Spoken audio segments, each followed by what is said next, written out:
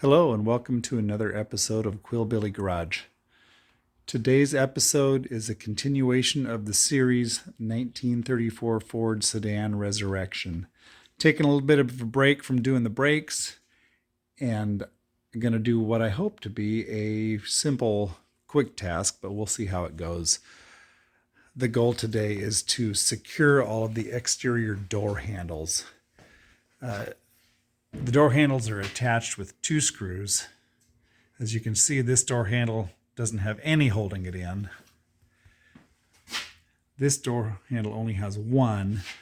Problem being, I'm getting in and out of this car a lot, and every time I open the door, that the base or the escutcheon for the door handle is moving, and it's going to scratch the paint up more and more. Assuming the screws come out all right, it's a pretty simple project. These just come right out. It's a square shaft that goes into a square hole. We have a little bit more of a problem on the driver's side in that the door handle base or escutcheon is broken out. The hole's bigger than it should be, and I don't think a new screw is going to hold that in. Good news is I have a few extra door handles. Looks like I have two extra driver's side door handles and one extra passenger side. I believe the short shaft is probably for a rear door. We'll see in a minute. And the long shaft is hopefully for a front door. So I'll probably end up using this handle here for the driver's side front door. And then here I have some brand new, the rubber pads that go between the door handle and the door, and I've got some brand new correct screws to attach them. I figure it's somewhere along the way I'll take the door handles off again when I do a final clean and make the best of the paint job. But for now, I just want to get the door handles in and secure so that in all my going in and out of the car that I'm not scratching up the paint more.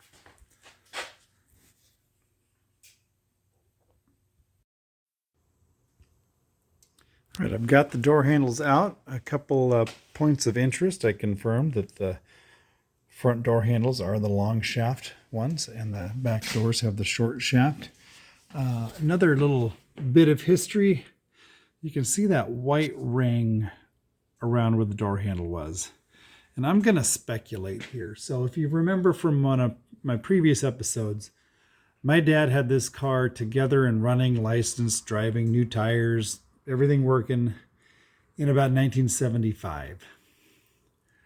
I know that my uncle visited from out of state when this car was on the road because he's told me about driving this car or going for rides in the car.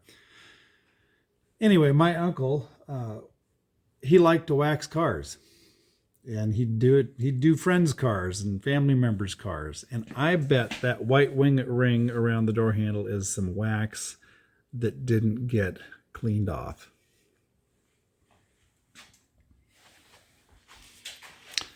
So all the door handles came out pretty well, except for one of them. Half the screw was missing, and so it was hard to get a good bite on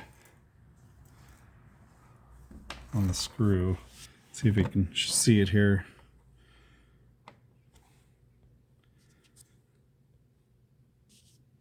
It's hard to see it in the camera, but there you go. So you can see half of it. There's nothing to grip on one side of the screw, but luckily they weren't seized in there real tight, and I was able to back it out. So I'm going to clean up the mounting surfaces and get ready to put the new door handles on. Or, sorry, not the new door handles. Put the door handles back on with the new pads and fasteners. All right, and I've got them all back installed with the new pads and the new screws. My one replacement handle that I needed for the driver's side worked just fine.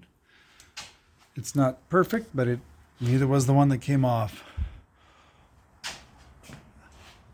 A nice benefit to the rubber pads that go behind the door handle is that it, for the most part, covered any of the scratches that had happened as a result of a loose door handle. I did notice in a couple of the door handles, I had wondered if the rubber backing was an original feature that the car would have had, because I didn't see any on there. But when I took a couple of the door handles off, there was this rubber piece that was still left in there. It's just that the outer ring of it, the part that would show, had long ago kind of cut itself off and disappeared. Probably partly why the door handles had gotten loose as that rubber deteriorated. So now I can open the doors without risking damaging the paint.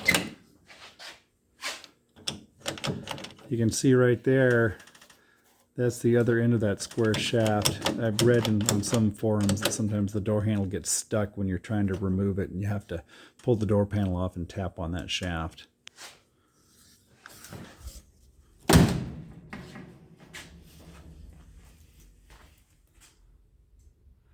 The other thing I noticed is the new screws. They're the correct screws, but they're just the tiniest bit shorter.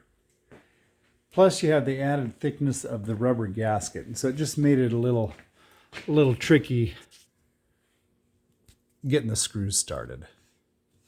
Another point of interest, these old cars only had one exterior door lock.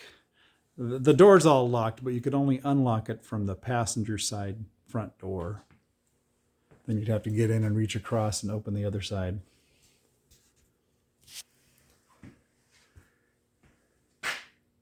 If somebody knows the history of why they did it that way, please chime in the comments. I've heard things like it was maybe forced chivalry. You open the door for your passenger and they would then reach across and unlock your door.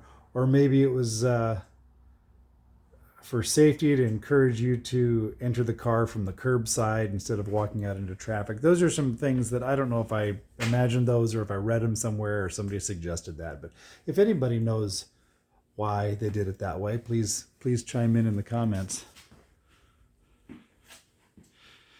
Thanks again for tuning into another episode of Quillbilly Garage, the series 1934 Ford Sedan Resurrection. I hope you enjoyed this episode and we'll tune into more.